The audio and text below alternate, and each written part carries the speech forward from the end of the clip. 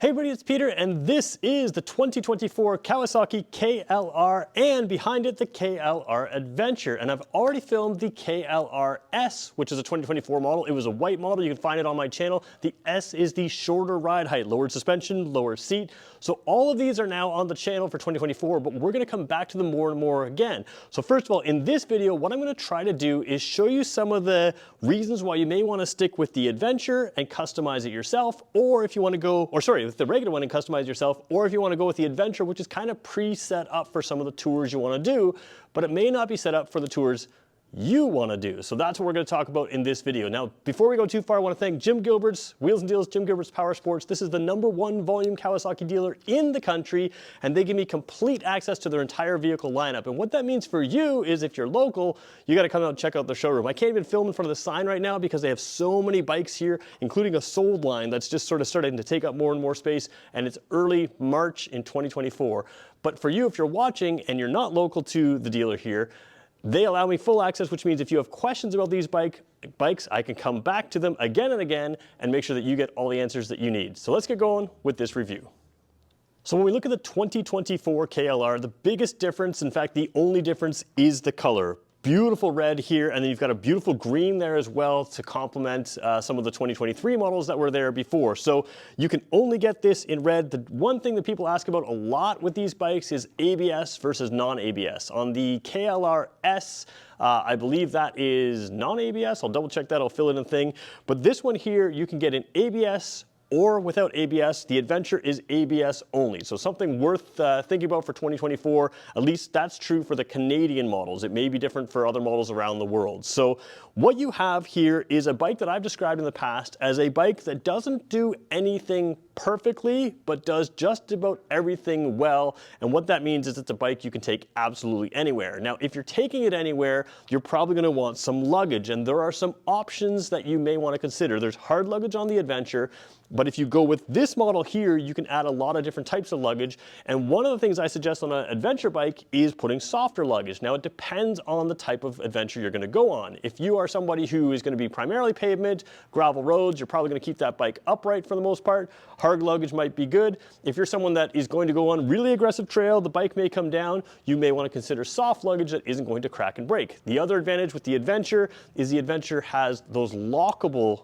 containers there with the key from the ignition. So you have a single key that can lock your side bags, whereas if you went with soft luggage, you don't have lockable storage. It's just something worth thinking about when you go on. We're going to talk about some of the other differences in these as we go side by side, but one of the things I want to show you is me on the bike, because this is a taller bike. There is that S model for those who want a scooped out seat and a little bit less suspension. The reason you would want to go with this is a couple reasons. First of all, you are taller. Second of all, you may be heavier, or the gear you're going to regularly take is heavier, because this will shrink on the suspension a little bit. So you may end up with the ride height you want loaded up with yourself on it. It may just appear tall in the spec sheet. And with an adventure bike, it's very important not to buy or turn away or turn towards something because of seat height on the spec sheet, because again, the suspension settings can be different on a lot of these adventure bikes, and they will sag more when you sit on it. So we're gonna hop on this bike. It's the same height on both of them, and then we're gonna start comparing differences between the two and really start getting into the nitty-gritty of why you may want to consider this one or that one.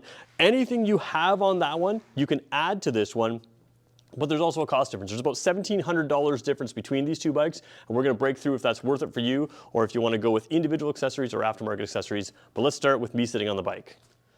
All right, so jumping on this bike, first thing everybody wants to know, I'm about 6 feet tall. I don't know my inseam exactly. It's probably 32-ish inches. I'm a proportionate 6-footer. So you're gonna see when I get on the bike, first of all, the side stand does lean the bike over, in my mind, a little bit more than some others, which does make it a little easier to go on. Sometimes you can hop on that peg to hop over. But you can see, even as a 6-footer, I'm quite comfortable on here. My feet aren't quite flat, but they're just slightly raised. So there is a little bit of a collapse in the suspension here that's settling in. And of course, if you load this up, you're gonna be flat-footed even as a 6-footer my size. So you can weigh this down, and that's one of the reasons you may wanna stay away from the KLR S. If you're gonna take an already lowered bike, you're gonna have some of that lowering from the scoop out in the seat. You're gonna have some of that lowering from the suspension losing travel. And if you get to the point where you're losing too much travel, you may not be able to do the adventure you want. So this is what this looks like. Now, the one thing you're gonna find on this bike is out of every Kawasaki, you have the widest, certainly on the road bikes, you have the widest handlebars you have on any other Kawasaki. So even something like the Versys 1000,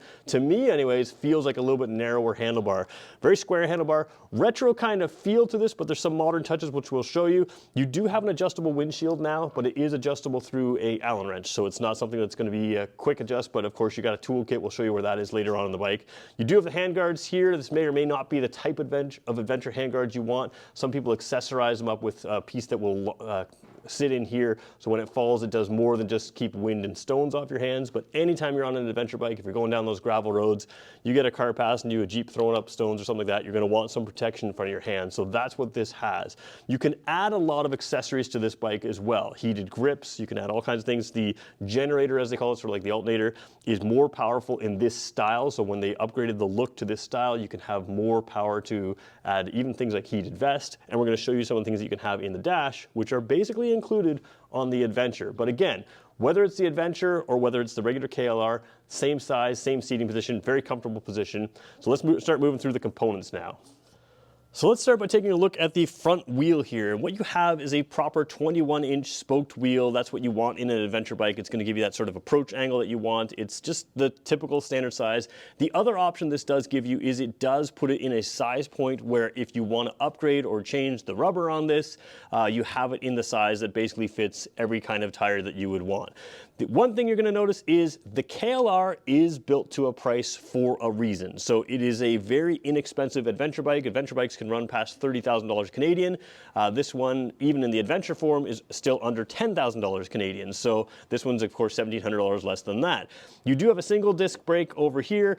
Like we mentioned, spoke wheels, no adjustment in the suspension. And as we scroll up just a little bit, I don't know if it's in the shot here, your suspension is right side up suspension, and you have the same design suspension that you used to have in the 80s as far as the cover here, just a little boot. It works well, it's simple, so that's what you've got. So again, same thing on both this model and the Adventure, but there are some pieces that'll be a little bit different as we move our way through. So let me just cover what this bike has, and then we'll start adding to it what the Adventure bike has instead. Taking a look at the engine here, a couple things worth noting on a bike that you will be taking on adventures. This is the single cylinder, the Thumper engine, 650-ish, 649 or so cc engine. And this has been around for a long time. The biggest change is they added fuel injection in there. So you've got something that's been around a long time. I won't talk about reliability on here, but of course a lot of people have gone all over the world on this thing. So it's been around for a long time, pretty reliable. Some people call this the unkillable KLR. For a reason. What you have down here is a plastic skid plate. Now again, if your adventure involves mostly gravel roads, this is all you're going to need. If you decide you're going to go on a lot heavier duty off-road stuff, you could upgrade that to a better system here. No crash bars down here. The Adventure will have that. We'll show you as we go. You do have some nice thick rubber padding here on the foot pegs, both for the passenger and the driver, which again, a Thumper engine does have some vibration sort of built in as part of the character of the bike, and that's going to give you a little bit of a smoothed out ride. KLRs, I think, have smoothed out a little bit over the decades, and we really are talking about decades. This bike goes back a long, long time, but again, been nicely updated here, and the 2024 model is, you know, has been out for a couple years now, but it's sort of that model that took it from a dual sport bike into that adventure category.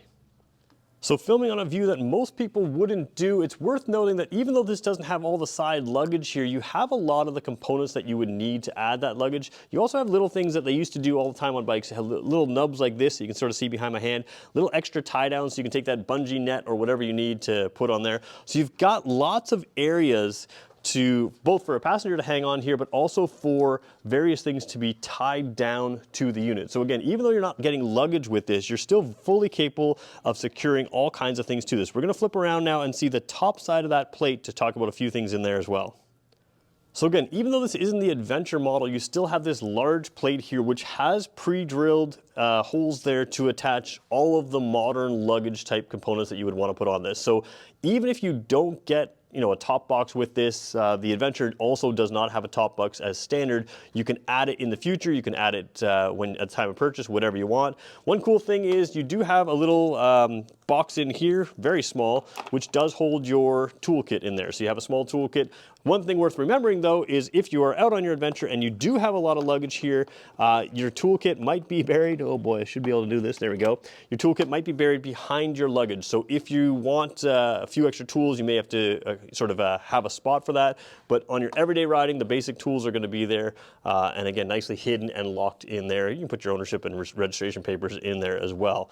That is also relatively level with the seat. So if you have a duffel bag or something like that and you're just a single person on this bike, then what you can do is use that seating space, that's nice, flat, big, wide space, and of course the extra bars down beside to tie down everything you need, and you've got a pretty good space. And then of course for aftermarket options, a lot of the soft luggage or hard luggage, but a lot of the soft luggage is actually custom built to fit this bike. This bike's been around for so long that they've been able to have a really good aftermarket support that allows you to kind of put anything you want on here. And again, soft luggage has some advantages. Let's move our way over to the Adventure model now. Actually, let's just show you the dash on this one and then we'll move to the Adventure model. We'll show you what's here on this one and what's missing from it before we go to the Adventure model. So taking a look at the dash, again, a single cylinder motor does not make power at the top end. Now personally, I'd still like to see things like a tach-on here, a tachometer. I'd like to see a gear shift indicator, but this is a throwback bike. And on a single cylinder engine, you're not revving it out to peak power or to peak revs anyways to make power. So you're gonna know when to shift, the old fashioned way. Turning on the dash, you can see a couple little things in here. You do have a nice digital dash. It is very clear and easy to read. I'm going to zoom in real tight here.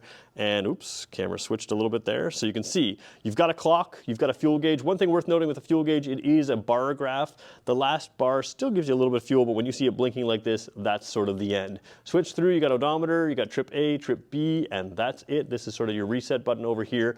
Very, very simple dash. Now, as we pull out from there again, you're gonna see that there is a little bar here on the windshield. A lot of people will be mounting a GPS up in that area. If you do that, you've got the ability to put a USB port. Let's just kind of pull full out again here.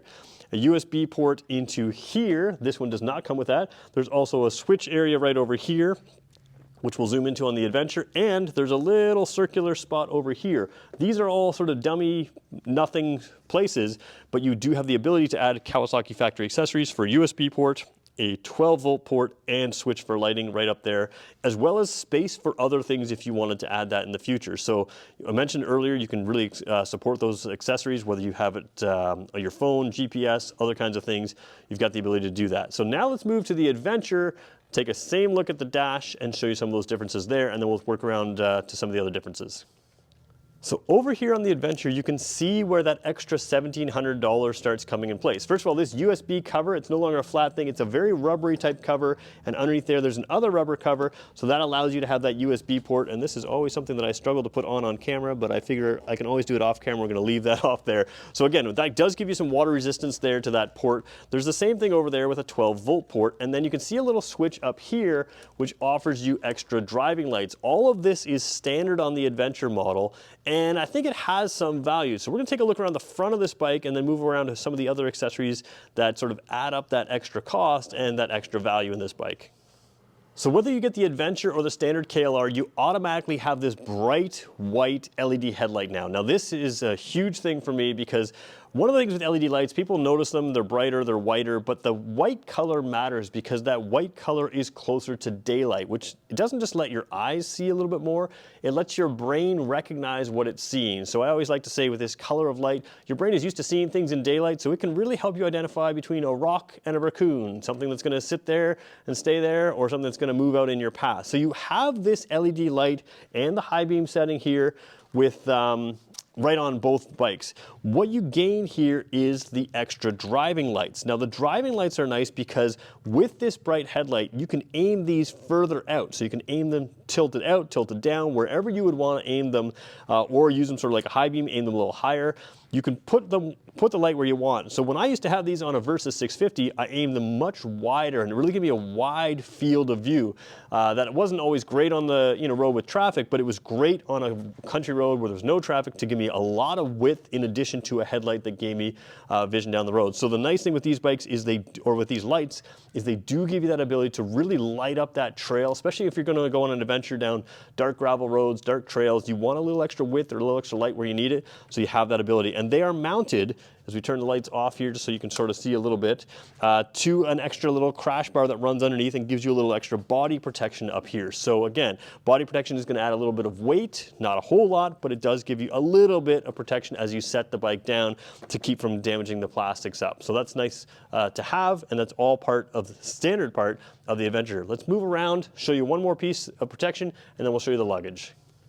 So again, another awkward angle to film at, but what you can see here is a little extra lower engine protection. This piece here is not standard on the regular Adventure. Let's see if I can keep it in the shot here as we come around to sort of take a look at that there. So what that's going to do is it does give you a bulge out towards us here to give you a little extra protection, but it also puts something in front of your foot, which is going to just help things from, maybe grabbing your foot on the trail or that kind of thing, give you a little extra protection so your foot's not the first thing to come into contact with that. So again, little extra protection, and then you have as well on the mounting brackets for the bags. If we can zoom in here, let's go one more maybe. You can kind of see this, this bar down there. Little extra hardware to mount those bags on the back there. So you have a little bit of extra weight with some of these things. Again, not a huge deal, not a huge weight penalty, but there is some extra componentry there that, again, if you went with soft luggage, you may not have. But again, protection is built in. Let's take a look at those bags. So taking a look at the standard hard luggage, one thing worth noting is these are different than on something like the Versys 1000, Versys 650, available on the Ninja 1000 SX. Those hard luggage cases stick out a little bit wider, and they also will fit a full face helmet. This will not. These are a little bit more up and down. The other nice thing about these though is that as I unlock it here with the factory key, they are top loading, so as you're on an adventure, everything that you put in here is going to sit in here and not be side loading, which would fall out the sides. So you've got good space in here, and of course the biggest benefit is you can clip these together like that, and they are lockable. Take the key out. As soon as you have the key out, you know if the key's with you, they're locked because the key won't come out with it. You can also quickly disconnect these and not have them on the bike if you want to. So if you wanted to keep your luggage in here, take it into campsite, motel room, whatever you want, you have that ability as well. Easy, quick release, and again, all using the same key. There is one piece about this luggage that I think is worth sharing here. Is this is all well designed. You can see it's lock and unlock. Maybe you can't see that on camera, but as I pull this, the lever out to make sure it's able to open, you can see that that orange appears there. That little orange area tells me that it's not latched, and what's nice is you can glance back on your bike and see if that's proper latched. Once it's latched in, the orange latch comes down there and you know everything's latched on and secure. So it's just a really nice little safety thing to have to make sure that you're not driving around with your bags open. And like I said, just to show you again, if the key is in the unlock position, the key will not be removed. If it's in the lock position, it will be removed. So basically, you know if the key is in your hand or in the ignition, you know that these things are locked and secured, which is nice to have. So let's place these bikes within the class and help you choose the one that's best for you. So in the class, it's worth noting that these are some of the least expensive, larger adventure bikes you can get. So you have something that's full size, full height, good suspension travel, and in that least expensive piece of it, you have to recognize you're not getting some of the things you would get on a $20,000 and $30,000 bike, like adjustable suspension, like those kind of things. And it's also not the most powerful engine. Even within Kawasaki's own lineup, the 650 engine that's in something like the Versys 650 or the Ninja 650 is a twin cylinder. It's much more powerful than this. So what you have here is a truly kind of relaxed bike. It can go highway speed, it can go highway speed all day long, but most riders are going to find the back roads to take this on. They're going to find the country roads, the gravel roads, the rough roads, all that kind of stuff, and you're going to be able to take your gear on it with you. So this is a bike that can really do anything. The choices between the two come down to a couple different types of people. If you know you're going to take this base price model and continue to modify it, you may want to start with this model right here. Again, it's the same thing as the adventure bike. It just doesn't have all the things that maybe matter to you or maybe don't. And again, if you're customizing it, you maybe don't want to have to pay for some of those extra things. However, if you're kind of like me and your adventure probably isn't going to go too far off-road, more gravel roads, more trails, that kind of thing, and you want to buy something that's just ready to go on a full-out adventure right from the start, the adventure model is still a great value. $9,999 at time of filming. That can always change. I always hate putting prices up, but just under $10,000 for a fully equipped, with bags, with lights, with USB port, with 12-volt port, everything you could want, on a adventure bike. You can set your phone up to use that as your GPS and you are good to go for under 10 grand. That's a pretty good value. One of the key things is lockable storage versus if you go soft bags, more damageable storage is one of the key things I put. Putting on some extra protection, depending on the type of riding you're gonna do, that may be something worthwhile. So, one thing I do wanna shout out is I don't own one of these bikes. I like one of these bikes, but if you wanna see someone who owns a bike like this and you wanna watch some stuff on YouTube and see what this can do, there's a Maritimer. There's a guy out here in PEI, us East Coasters have got to support each other. His YouTube channel is Island ADV. You got to look it up. I'll put a link in the description. He owns a KLR, does a huge trip out east every year, and there's a number of series. He's a much better filmographer than I am and much better storyteller. And you can really see what a bike like this can do. And you can also see some of the accessories that he's put on it, that kind of thing. He's also great to talk to in the comments section and through connecting with him to see the kinds of things that he feels about the KLR. But there's a great local example of people taking these bikes out and kind of a great inspiration of what you could do with a bike like this and the fun you can have. Because to me, the key to an adventure bike is not buying from the spec sheet. You can buy that $30,000 adventure bike and it does nothing for you that this one won't do. The key is the adventures itself, and to me that's one of the key things with the KLR. You've got a base here that can do everything. Does it do it as well as the most high-end stuff? Maybe not, but the flip side is maybe it does. Maybe that lower cost, maybe that a huge range of aftermarket accessories that are available after decades of availability on this bike, maybe that does make this better. So that's something that you'll have to decide for yourself. So again, check him out on YouTube. If you want to know more about these, specifically about the bikes, that kind of thing, make sure you let me know in the comments section the types of things you want to know, and I'll make sure I come back to these bikes again and again. I want to thank Jim Gover's Power Sports. Right now, there are still a number of 2023s sitting over there, adventure and non-adventure. There's a 2024 KLR S, and of course, these are also the 2024 colors. If you want 23 or 24, right now, early March 2024, you can still get them. So there you go. Make sure you swing on by, check them out. Thanks everybody for watching. We'll catch you in the next one.